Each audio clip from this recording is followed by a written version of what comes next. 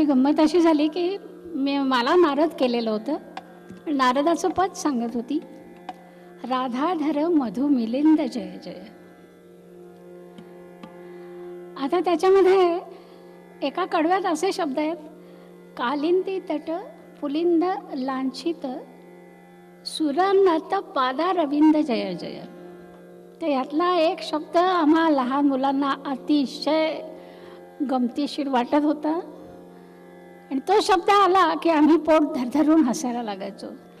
तालीम पुढे जात नाही म्हटल्यावर आई म्हणाली की हे काही बरोबर नाही, हा शब्द आला की हे स्टेजवर सुद्धा गोंधळ घालणार.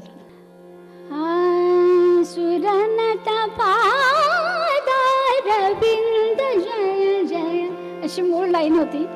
आम्हा मुलांकरता तिने थोडं स्वातंत्र्य घेतलं आणि तिने असं केलं, सुरनत पद रविंद जय जय. आता ह्याच्यामध्ये गंमत अशी आहे, ह्याच्यात एक अनाघात घेतला.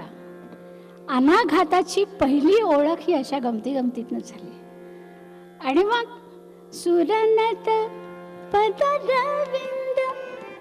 आता ही गंमत अशी आहे की आईने अशी मान हलवायला सांगितली, पण नाना काय म्हणाले की नारदाने मान हलवलेली बरी दिसणार नाही, त्यापेक्षा असं कर, तू चिपळी वाजवतेस तर सुरनत पद रविंद.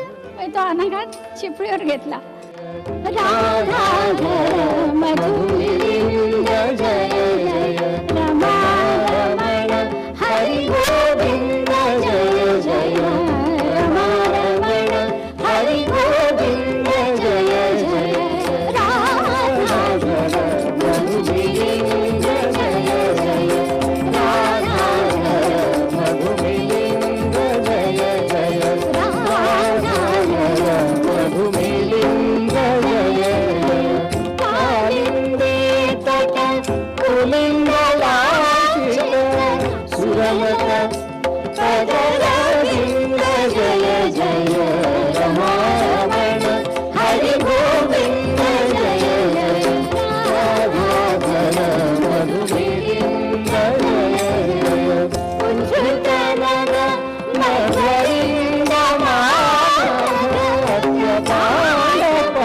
गोविंद जय जय रमारमण हरि गोविंद जय जय राधाधर मधुलिंद जय जय राधाधर मधुलिंद जय जय राधाधर मधुलिंद जय जय गोपसदन गुरुवलिंद केलन गोपसदन गुरुवलिंद केलन बलवस्तु